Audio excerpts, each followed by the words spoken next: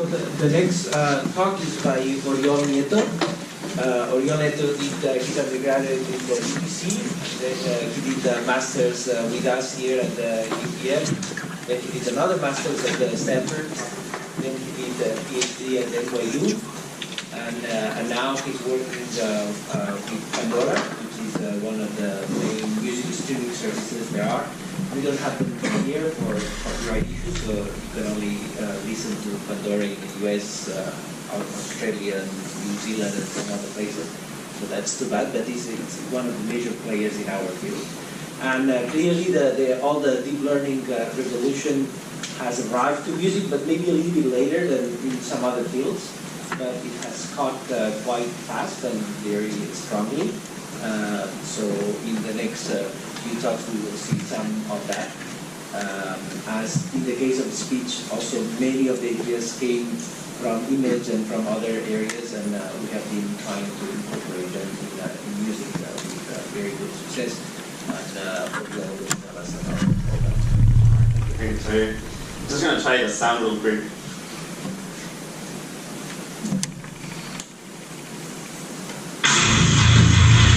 Perfect. All right. I am sure that was his group. That was my sugar. I wish that was my band, but yeah. All right, perfect. Yeah, I'm very excited to be back here at the UPF. And I'm going to talk about some work that we did with some other people that did interns and now work at Pandora too. Sergio Ramas, Jordi Pons, he's not working at Pandora, but he did an internship with us. And yeah, to start with, I'm going to talk about recommender systems. The kind of the backbone would be collaborative filtering, this technique that you can use in many different scenarios. I'm going to focus on recommending popular music, and by popular, I mean like music that is listened to by many people.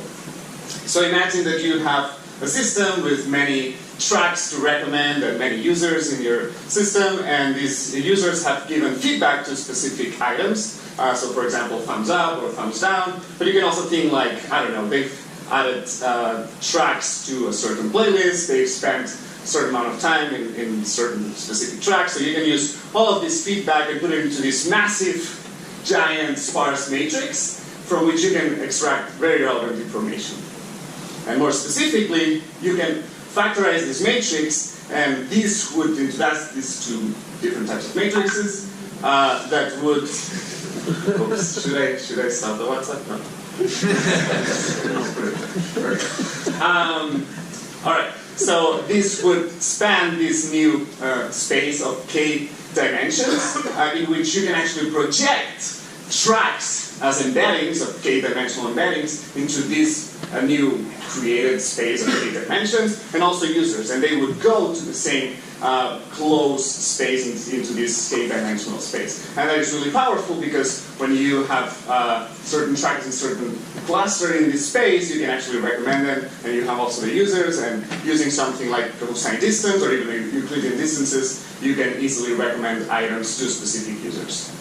So collaborative filtering has good, of course, and bad things. Good things, it's a very rich preference-driven similarity space. As I said, it's all learned from the feedback data, and it's very powerful at matching the right song with the right listener because they all just go matched into this k-dimensional space. We're using, by the way, 200 dimensions in our projects. And then the bad is that the latent space, these k-dimensions, we don't specifically know what they mean. So even though that's very powerful, we don't really have the semantic or the interpretable information for each one of these k-dimensions.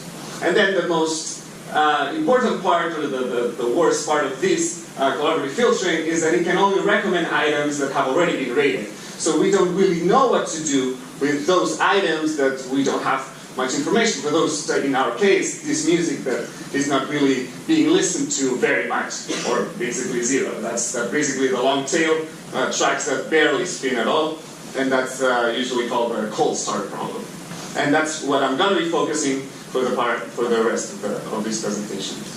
So how bad is the long tail? Well, long tail is pretty bad.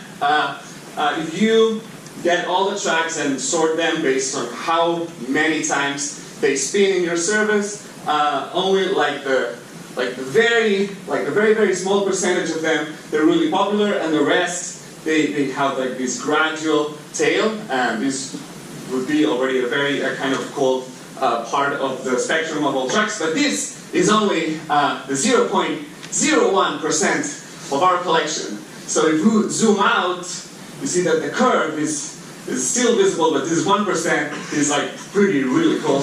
And if we just go like 100% of the tracks, you can barely see the curve here. This is all already beyond the wall.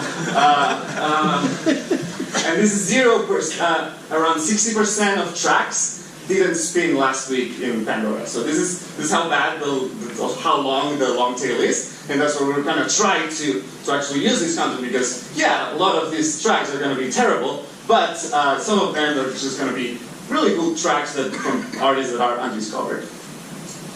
Okay, so what we're gonna try to do is to estimate these track embeddings, and what we're gonna use is the only thing that we for sure have in the system for these tracks, which is audio. And this is not something new. This was proposed in NeurIPS in 2013 by Van den Noord, the guy who invented WaveNet, what a titan, and Dylan too. And what they did was to use Mel spectrograms to run it through a very deep neural network and regress the actual track embedding into this k-dimensional embedded space that I was talking about. So what we propose is to basically do the same thing, but with raw waveforms. So in this way, we don't make any assumptions into, I don't know, what type of window of analysis we need, how many frequency bins we need. So we just use raw waveform and we pass it through a neural network to regress that point in that embedded space. And the architecture that we use is the one-dimension convolution, and this is actually the architecture proposed by John P. Lee in 2018. There's the new journal here, and actually Jordi Pons was using it in some of our experiments in the Israel paper that we presented this year. And it's basically like we're using 12 different layers of convolutional, one-dimensional convolutions with some max pooling, and at the end some residual connections. And then the new thing that we added is the auto-pooling layer. This is a new type of, some sort of attention, self-attention, that was proposed by McPhee and Justin Salomon, another titan from the music technology group. And then we have like 3 fully connected layers, and ultimately we just regressed this little point in the space. Okay, the data that we used is 900,000 tracks from the head, from the head. It's not really such a big head, but these are tracks from which we can have factors that are high quality, such that we can use as ground truth. We use waveforms that are sampled at 16,000 hertz, 16-bit quality, and then we use 3 batches of 15 seconds per track, so we uniformly just randomly sample from the whole track, ultimately getting around 2.7 million patches, and that's the full data set that we use for training. The loss that we use is a cosine distance, and we use this distance, or this loss, because that's the distance that we're trying to minimize when we are trying to match tracks into this k-dimensional embedding space. We use about 10% dropout in the dense layers, maximalization in all layers, and the atom optimizer. Okay, here are the results. This is kind of the baseline. We implemented the spectrogram model, and we got like a cosine distance of 0.37. And if we use this waveform model, we reduce the cosine distance by quite a bit.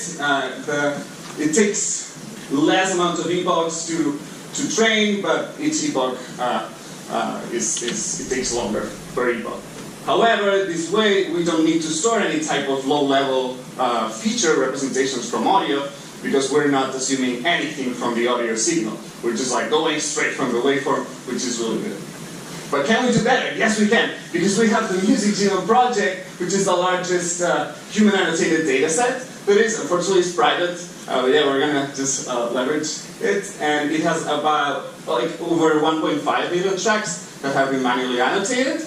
And in order to extend all of this to our entire collection of dozens of millions of tracks, we can actually estimate them using any type of regression models or deep learning. In fact, Jordi Pons, in the paper that we presented at ISMIR this year, he showed that we can estimate most of these attributes just from the waveform.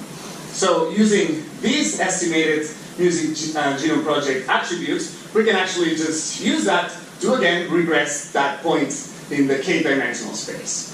And since this is a very simple type of data, we can just have a simple model of a multi-layer perceptron of two hidden layers to regress this. And the results are not so great, but if you listen to them, they're actually pretty good. But yeah, can we do better? Yes, we can. We can actually combine them two in a multimodal way in order to regress this final embedded space, this point in this embedded space. And to do that, we get these two models, we train them separately, and then we just remove the last layer and put some animation here. And then we just take the last hidden layers here as input to the network. And this is something that is very similar to what Sergio Ramas will talk about tomorrow in his presentation. And we published this at ISMIR this year, because we're really excited about it. And yeah, we basically just take those two hidden layers, we concatenate them in the late fusion model, and we just run it into a multi-layer perception of, again, two hidden layers, and that's how we regress that point in that space. And then, finally, the results, yes, they're better. And it's really interesting because ultimately these music genome project estimations come from actual audio. So we are just using audio, of course, pre-trained on the music genome project data, but this way we can have some sort of a transfer learning in order to improve the results. And that is pretty much it. So now it's just demo time. So the first rule about demo is just not do a demo. So I'm gonna hope that this works. So this is a query track. I use Meshuggah Obzen. Hopefully you can see it. And the track sounds like this.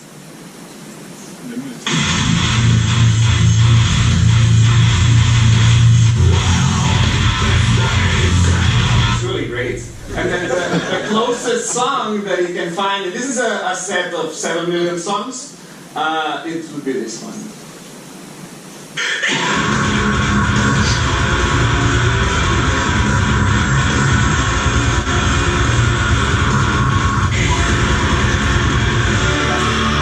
I'm discovering so much music with this, it's great. The second one. It also finds, of course, tracks that are from the same artist and actually from the same artist as expected. I have many other examples that I can show, but if you guys want to give me some tracks to find, I'll be happy to just show it here. It's very interesting because, okay,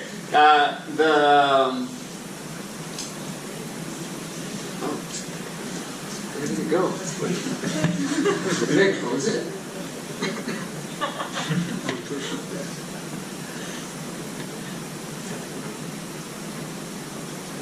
Okay. So if I put here, like, okay, this is my band, La Bossa Durina, very silly Catalan band, and it's of course in Catalan. And this song specifically has it's a ukulele, some smooth kind of Catalan vocals. And it's funny because I feel like the model learns some sort of a weak language model, because the songs that it finds is like Spanish songs here. Like Catalan is almost like a dialect of Spain, right? So, no, it's a joke. But it's funny because it also finds like Catalan artists, even though they speak in Spanish. There's also like this. I didn't know this Catalan band, which is in Catalan. So it's really interesting that there's some sort of a weak language model that the network is learning sometimes. I have many more cool examples. I even have like an inverse one. Like you can find like, okay, this one of the favorite, Oscar Selma, one of the head of research from Pandora. He loves this band. I don't know why. It's terrible. I think Dr. Moore. This is a rock band. So if you try to find like the farthest away in this space, it would be like I don't know, this type of I don't know about this one, but I really like the fact that there's here La Escuranía de la Basílica del Sagrado Corazón del Tibidabo, and they're singing villancicos, which are like Christian Spanish songs, I don't know, about the birth of Jesus. But yeah, if you want to just tell me a name or something, I can look it up, otherwise just like some questions or whatever. Thank you so much.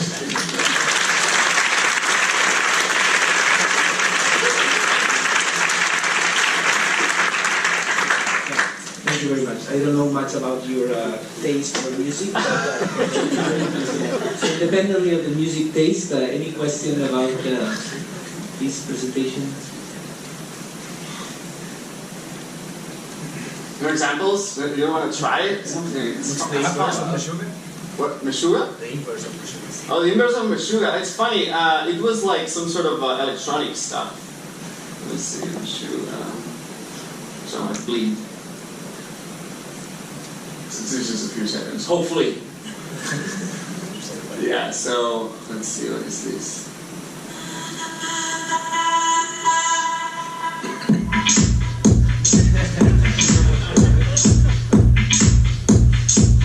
I don't know.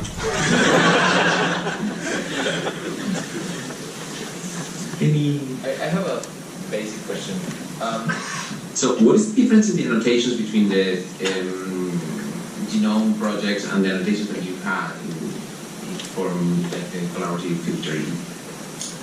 So in the collaborative filtering, the annotations, they just come from the users. Yes. They are just like thumbs up, thumbs down. They've added stuff to playlists.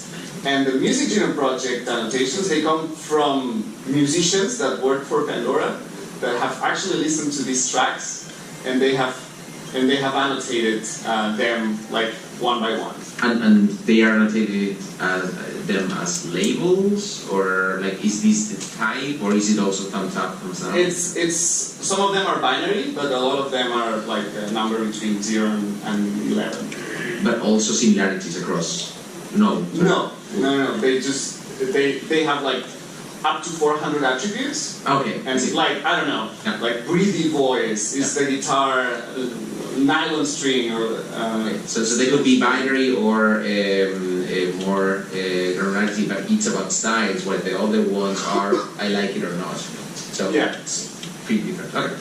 And that space is the one that you matrix factorize in order to obtain this more rich space where you can recommend stuff. Yeah. Makes sense. Thank you.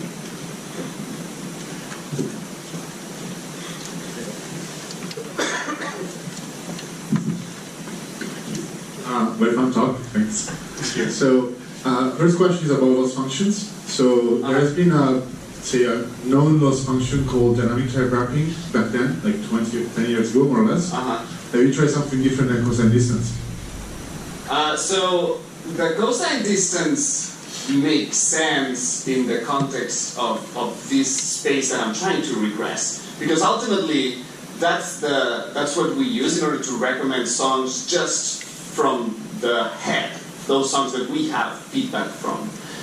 So since we're trying to kind of recreate this space just using audio, it makes sense to just use the cosine distance. We've used also the mean squared error, but I don't know if dynamic time warping, I don't really know how would I apply that. How that works?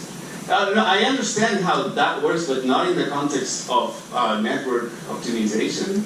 Well, that's been, so it's not differentiable, so for many times it wasn't possible to use it. At least, I mean, you should not use it. Okay. But I think there's been a recent paper from Marco Curturi that made this soft dynamic type wrapping that actually now is differentiable, and you can use it with deep learning. Okay. I wasn't aware of that. I'll look it up. Thanks. And the other question is about attention. So. Depending on the frame rate, you can see part of the network can see part of the say song more in the same batch, but doesn't forget, or do you have you looked into attention mechanism maybe to remember part of this song. Yeah, so we use in the actual network we use this auto pooling, which is very similar to an attention mechanism. And I've tried other more sophisticated models of attention, and they didn't yield better results. I also applied that at a more like higher level. So I take all the patches and I do predictions of all these patches across all the song, and then I just take the average. And taking the average was better than using an attention mechanism at the end, which for me doesn't make sense. But for me, it makes sense to learn some more sophisticated, some sort of a soft mechanism to obtain better results, to learn what's important and what's not in the audio signal. But for whatever reason, just taking the average of all the predictions across the whole song works better. And having that auto-pooling layer in the network also works better than by just having some sort of an aggregation of the mean and the standard deviation and stuff like that. Okay, so let's thank Oriol again. Yes.